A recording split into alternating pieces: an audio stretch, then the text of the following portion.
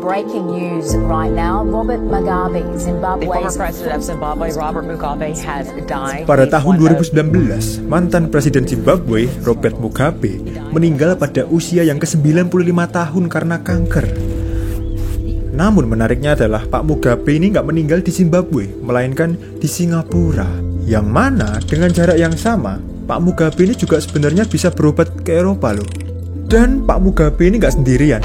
Mungkin Anda juga mengenal orang tuanya teman, atau orang tua Anda mungkin, atau bahkan orang yang Anda kenal, itu kalau punya uang dan mau berobat ke luar negeri, salah satu tujuannya adalah ke Singapura. Menurut data, sejak tahun 2012, Singapura telah menerima rata-rata 500.000 kunjungan wisatawan medis dari berbagai negara. Dan setengahnya merupakan kunjungan wisatawan medis dari Indonesia. Ya, nggak bisa dipungkiri sih memang. Singapura merupakan negara dengan sistem kesehatan terbaik kedua di dunia setelah Italia menurut CEO World Healthcare Index. Dan kemajuan Singapura saat ini itu nggak cuman pada sistem kesehatannya aja. Pendidikannya maju, sistem transportasinya rapi, negaranya bersih, fasilitas dan infrastruktur publik yang mumpuni. Dan entah kenapa ya, kalau misalnya ada perusahaan multinasional besar itu mau buka atau berekspansi ke Asia Tenggara maupun Asia Pasifik, kantor pusatnya itu dibangun di Singapura. Contohnya ada Google. Google ini kantor pusatnya untuk Asia Pasifik itu ada di Mapletree Business City, Singapura. Terus ada Microsoft yang regional headquarternya itu ada di Marina Boulevard. Dan ada juga perusahaan raksasa asal Jerman yaitu Allianz. Ini kalau fans Bayern Munchen pasti tahu lah ya Allianz ya. Perusahaan asuransi dan aset manajemen besar asal Jerman. Itu buka cabang untuk Asia Pasifik, kantor pusatnya ada di Singapura juga. Dan yang lebih menarik lagi, kalian tahu Martua Sitorus? Orang terkaya ke-18 di Indonesia? Nah, beliau ini merupakan salah satu pemilik dari Wilmar International. Dan Wilmar International ini merupakan holding company yang memiliki perkebunan kelapa sawit terbesar di dunia. Letak kebun kelapa sawitnya ada di Indonesia dan Malaysia. Bayangin ya, pemiliknya orang Indonesia, kebunnya ada di Indonesia, sementara holding company-nya ada di Singapura. Dan nggak cuma itu, ada juga Olam Group, perusahaan multinasional agrikultur terbesar di dunia dengan volume panen mencapai 42,8 juta ton. Itu kantor pusatnya juga ada di Singapura. Bayangin ya, negara yang luas daratannya lebih kecil daripada Jakarta memiliki perusahaan agrikultur terbesar di dunia. Balik lagi, kenapa ya banyak perusahaan asing itu kalau buka kantor pusat ataupun buka holding itu ada di Singapura? Kenapa nggak negara lain? Apakah karena pajaknya yang nggak terlalu tinggi? Mungkin sih. Tapi kalau aku sih lihatnya karena dua hal ini. Yang pertama itu karena tingkat kepastian hukum di Singapura itu tinggi. Singapura menempati peringkat ketiga negara dengan rule of law tertinggi di dunia menurut World Bank. Hal ini membuat perusahaan asing itu lebih merasa aman ketika berinvestasi di Singapura. Nah, selain itu, hal kedua dan yang lebih penting lagi secara perekonomian adalah Singapura ini memiliki cadangan devisa yang besar. Cadangan devisa Singapura itu nilainya 296 miliar dolar. Dan ini lebih tinggi 2 kali lipat dari yang Indonesia punya, yaitu 137 miliar dolar. Bahkan, negara sekecil itu dengan penduduk yang hanya 6 juta orang memiliki cadangan devisa yang lebih besar dari Jerman, negara dengan perekonomian terbesar keempat di dunia. Dengan cadangan devisa yang besar, otomatis mata uang Singapura jadi lebih kuat karena backingannya kuat. Dan itulah yang membuat investor lebih percaya dengan Singapura. Nah, kedua hal inilah yang membuat kita sekarang ini tuh sangat percaya dengan Singapura. Ditambah lagi brandingan Singapura itu selalu bagus, rapi, maju. Padahal kalau kita tarik ke 60 tahun yang lalu, tepatnya di tahun 1960-an, Singapura ini seperti negara yang memiliki masa depan yang suram. Setelah berpisah dari Malaysia, Singapura ini memiliki banyak masalah. Negaranya masih miskin, mau membangun ekonominya juga sulit karena nggak punya sumber daya alam, dan wilayah daratannya sempit. Dan bukan cuma itu, penduduk Singapura saat itu hanya berjumlah 1,6 juta orang. Hal ini membuat mereka tidak bisa mengandalkan pasar dalam negeri mereka karena pasarnya terlalu kecil, penduduknya hanya 1,6 juta orang. Dan ditambah lagi, 70%-nya tuh hidup dalam kemiskinan dan 2/3-nya tinggal di lingkungan yang kumuh. Penduduk-penduduknya juga memiliki sanitasi yang buruk karena suplai air bersihnya yang kurang memadai. Coba bayangin ya, apa yang akan Anda lakukan kalau misalnya Anda menjadi Perdana Menteri pertama Singapura dan menghadapi kondisi Singapura yang seperti ini? Mau membangun ini itu pemerintah belum punya uang. Mata uang Singapura sendiri juga masih baru sehingga belum trusted, belum terpercaya gitu. Atau Anda mau menarik investor asing. Menurut Anda apa yang Singapura bisa jual? Orang penduduknya sedikit, pasarnya kecil, terus gak punya sumber daya alam, apa yang bakal membuat investor tertarik gitu loh. Nah, coba pikirkan menurut Anda, apa keunggulan yang bisa dimanfaatkan untuk membangun Singapura kala itu?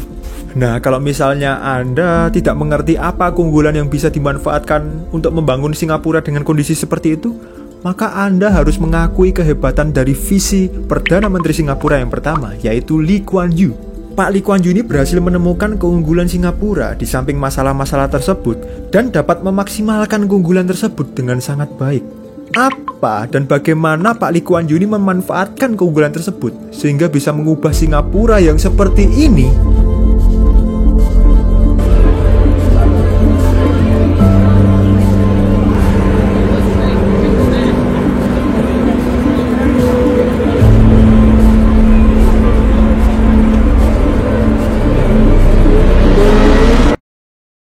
Menjadi seperti ini?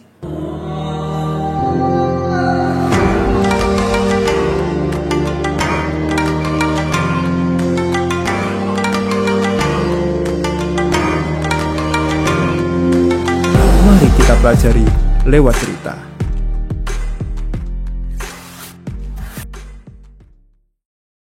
Pada tahun 1770-an, British East India Company, atau ini seperti VOC-nya Inggris lah ya, tapi pusatnya ada di India. Mereka mulai melakukan perdagangan dengan dinasti Qing yang ada di Cina. Jadi, Inggris ini tertarik untuk membeli teh dan keramik dari China yang saat itu sangat berharga di Eropa. Dan di sisi lain, Cina sendiri hanya mau kedua komoditas tersebut ditukarkan dengan opium yang kebetulan juga banyak tumbuh di daerah utara India, tempat kekuasaannya Inggris. Dan akhirnya, cocoklah ini hubungan dagang kedua negara tersebut, sehingga perdagangan kedua negara tersebut semakin meningkat. Nah, jalur perdagangan kedua negara ini itu melewati Selat Malaka, kemudian melalui celah sempit antara Pulau Singapura dengan Kepulauan Riau. Dan kita semua tahulah ya, saat itu Indonesia itu sedang dikuasai oleh Belanda, di mana Belanda dan Inggris ini merupakan saingan dagang. Sehingga kalau ada kapal Inggris yang mau menepi di pelabuhan milik Belanda, kapal Inggris ini akan dikenakan tarif yang sangat mahal, sehingga dapat menghambat perdagangan antara Inggris dengan China. Karena itulah Sir Thomas Stamford Raffles yang saat itu merupakan Letnan Gubernur EIC Cabang Asia Tenggara, memiliki ide untuk mendirikan pelabuhan Inggris di pulau yang bernama Singapura. Akhirnya, Pak Raffles ini membeli pulau tersebut dari Sultan Johor dan didirikanlah pelabuhan dagang milik Inggris di pulau tersebut. Kalau dilihat dari mapnya sih, ini pelabuhannya terletak di Tanjung Pagar yang sekarang ini transshipmentnya dikelola oleh PSA Singapore, the largest transshipment in the world. Dan dari situ berkembanglah Singapura ini menjadi tempat bertemunya pedagang-pedagang asal Inggris, India, Melayu, dan China. Ditambah lagi, dengan selesainya dibangun terusan Suez pada tahun 1869 yang menghemat 5.000 mil perjalanan dari Eropa ke Asia, Singapura ini menjadi tempat yang semakin populer dan penting untuk perdagangan internasional. Kepopuleran Singapura itu bisa terlihat dari grafik ini, di mana volume ekspor impor Singapura itu melaju pesat dalam 5 tahun setelah selesainya terusan Suez, yakni tahun 1869 hingga 1873. Dari cerita ini mungkin Anda sudah menyadari ya apa keunggulan yang dimiliki Singapura. Dan keunggulannya itu adalah lokasinya yang sangat strategis karena berada pada jalur perdagangan internasional. Namun apakah Perdana Menteri Lee Kuan Yew hanya memanfaatkan untuk pelabuhan dagang saja? Tentu tidak. Singkat cerita, setelah Singapura merdeka, Inggris menyarankan agar Singapura ini mau bergabung dengan Malaysia. Saat itu, Lee Kuan Yew ini juga sangat setuju untuk bergabung dengan Malaysia, karena menurutnya bergabung dengan Malaysia merupakan satu-satunya cara agar Singapura dapat bertahan hidup. Mungkin Anda mikir hal ini berlebihan ya, tapi enggak kok, karena saat itu Singapura ini memiliki banyak keterbatasan seperti keterbatasan sumber daya, terutama keterbatasan suplai air ya, sehingga Singapura ini banyak bergantung dengan Malaysia. Dan akhirnya bergabunglah Singapura ke dalam Federasi Malaysia yang saat itu berisi Malaya, Sarawak, dan North Borneo. Namun penggabungan ini nggak berlangsung lama. Hanya berselang 2 tahun, tepatnya di tahun 1965, Singapura ini berpisah dengan Malaysia karena penduduk Singapura yang saat itu 60% yang merupakan keturunan Chinese tidak bisa berasimilasi atau membaur dengan orang-orang Melayu. Hal ini disebabkan karena sistem sosial dan politik mereka itu mendiskriminasi orang Chinese. Yap, dan alasannya adalah karena keberagaman. I had believed in Malaysian merger and the unity of these two territories. This was the government that believed in multiracialism and brought Singapore away from chauvinism into multiracialism. Pity we could not achieve multiracialism and integration in Malaysia. Dan akhirnya Singapura harus menghadapi masalahnya sendirian. Memang pada waktu itu Singapura telah memiliki pelabuhan dagang internasional yang ramai. Namun hanya dengan mengandalkan pelabuhan dagang internasional saja, itu nggak cukup untuk Singapura dapat mengatasi masalah kemiskinan di negaranya. Karena pelabuhan dagang itu nggak menyerap banyak tenaga kerja. Untuk menciptakan banyak lapangan kerja, Singapura ini perlu melakukan industrialisasi dan beralih ke sektor manufaktur. Oleh karena itu, Singapura memerlukan investasi asing untuk membangun pabrik ataupun kantor di Singapura. Lantas, bagaimana cara meyakinkan investor asing agar mau berinvestasi ke Singapura yang merupakan negara baru dengan pasar yang kecil?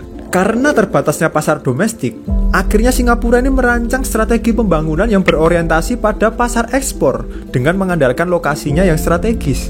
Kasarannya kayak ginilah, jika Anda mau berinvestasi dengan kami, yakni negara Singapura, maka Anda akan lebih mudah melakukan ekspor karena letak kami yang strategis.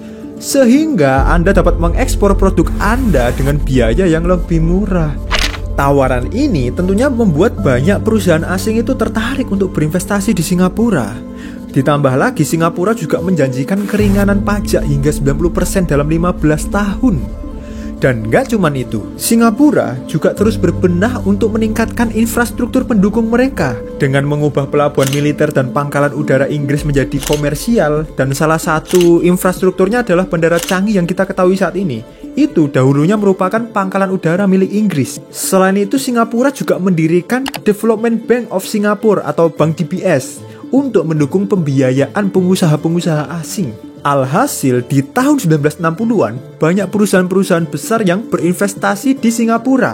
Contohnya ada perusahaan minyak dunia besar yang bernama Shell yang membangun kilang minyak senilai 30 juta dolar di Pulau Bukom. Kemudian ada National Semiconductor, Fairchild Semiconductor, General Electric, dan Texas Instruments yang merupakan perusahaan semikonduktor dan elektronik asal Amerika Serikat.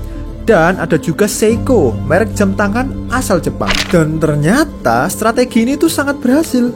Di tahun 1960-an, Singapura telah mendapatkan investasi asing lebih dari 2,3 miliar dolar. Dan perekonomian mereka meningkat hingga 13% per tahun dari tahun 1966 hingga 1973. Setelah mulai berkembang, Singapura mulai menargetkan industri baru berteknologi tinggi seperti produk komputer, produk mesin, dan farmasi. Hal inilah yang membuat Singapura membutuhkan pekerja dengan keterampilan yang lebih tinggi lagi untuk menjadi insinyur, teknisi, maupun business manager. Karena itu, Singapura mulai menginvestasikan kembali uang mereka untuk pembangunan sumber daya manusia mereka. Contohnya adalah berinvestasi ke sistem pendidikan dengan membangun universitas berkualitas, terutama di bidang sains dan teknik, seperti Nanyang Technological University atau NTU dan National University of Singapore, yang saat ini keduanya masuk ke dalam top 5 universitas terbaik di Asia.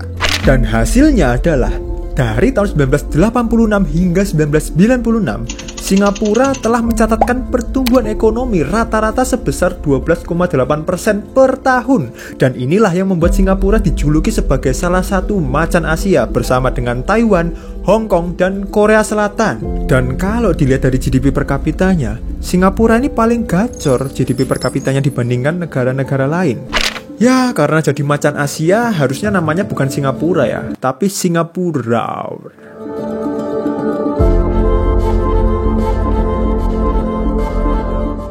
Visi dari Pak Lee Kuan Yew ini berbuah manis hingga menjadi Singapura yang kita ketahui saat ini. Singapura saat ini menjadi negara kaya dengan GDP per kapita mencapai 82.000. Ekonomi Singapura ini juga merupakan salah satu yang paling terbuka di dunia dan menjadi negara yang paling mudah untuk memulai bisnis. Sistem ekonomi yang digunakan oleh Singapura ini merupakan sistem ekonomi pasar atau liberal, tapi masih ada campur tangan pemerintah dalam perekonomian. Hal ini bisa dilihat dari perusahaan-perusahaan besar yang memegang sektor penting dijadikan BUMN oleh Singapura. Nah, bedanya sistem BUMN Indonesia dengan BUMN Singapura adalah kalau di Indonesia kan ada Kementerian BUMN ya yang mengatur BUMN di Indonesia. Nah, kalau di Singapura itu ada organisasi-organisasi yang mengelola aset negara dan organisasi ini bertanggung jawabnya kepada Kementerian Keuangan. Namun organisasi ini dianggap sebagai organisasi komersial biasa, jadi mereka juga tetap bayar pajak ke pemerintah. Nah, organisasi tersebut adalah Government of Singapore Investment Corporation atau GIC dan Temasek Holdings. Sekedar info ya, kedua organisasi ini masuk ke dalam Sovereign Wealth Fund atau pengelola aset negara terbesar ke-7 dan ke-10 di dunia. Temasek itu berada di peringkat ke-10 terbesar dengan aset sebanyak 492 miliar dolar atau 7.672 triliun rupiah. Nah, kalau yang GIC ini peringkat ke-7 dengan aset sebanyak 770 miliar dolar atau 12.000 triliun rupiah. Untuk bayangan aja nih, kalau semua tabungan masyarakat Indonesia itu dikumpulin jadi satu, totalnya ada 8.400 triliun. Nah, GIC asetnya 12.000 triliun. Bayangin aja. Contoh perusahaan dalam negeri Singapura yang dikelola oleh dua holding ini ada perusahaan komunikasi yaitu Singtel, kemudian perusahaan pertelevisian, radio media cetak yaitu Mediacorp, dan ada juga Singapore Airlines. Itu yang ada di dalam negeri. Nah, bedanya lagi dengan yang di Indonesia adalah kalau misalnya Kementerian BUMN ini kan cuman ngurusin BUMN dalam negeri ya.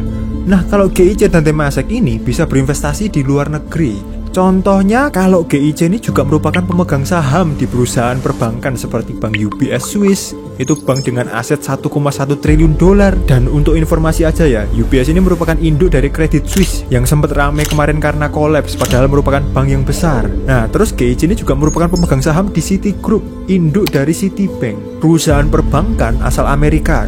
Nah, kalau Temasek ini merupakan pemegang saham di perusahaan yang lebih terkenal lagi di Indonesia, seperti Gojek.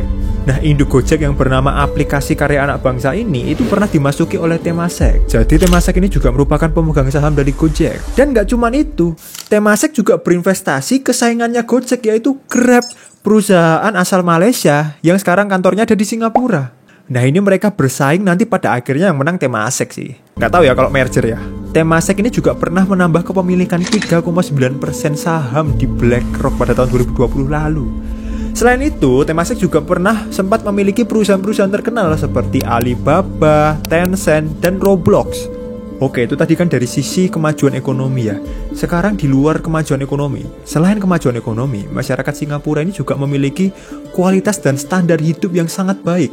Dulu 70% masyarakat Singapura itu tinggal di lingkungan yang kumuh. Nah, sekarang Singapura nggak memiliki lingkungan kumuh satupun karena 80% masyarakatnya itu tinggal di public housing. Ini kayak rusun gitulah. Dan karena pencapaiannya ini, Singapura mendapatkan gelar sebagai the most successful public housing in the world. Ditambah lagi dengan adanya transportasi dan fasilitas publik yang baik, Singapura ini menjadi kota dan negara paling layak huni di Asia. Kepemilikan kendaraan pribadi itu juga dibuat mahal di Singapura, sehingga di Singapura ini kemacetan dapat diredam. Singapura juga tidak ingin rakyatnya menderita kekurangan air bersih lagi. Melalui National Water Agency, Singapura memiliki teknologi untuk mengubah air laut menjadi air bersih. Dan mengingat air laut ini merupakan sumber air paling besar di dunia, sepertinya warga Singapura nggak perlu khawatir akan kekurangan air bersih lagi. Kalau dipikir-pikir sebenarnya Singapura ini keren banget. Dengan segala kekurangannya, ada aja yang bisa dimanfaatkan dan dimaksimalkan dengan baik hingga menjadi Singapura yang saat ini. Dan itulah dia, Singapura.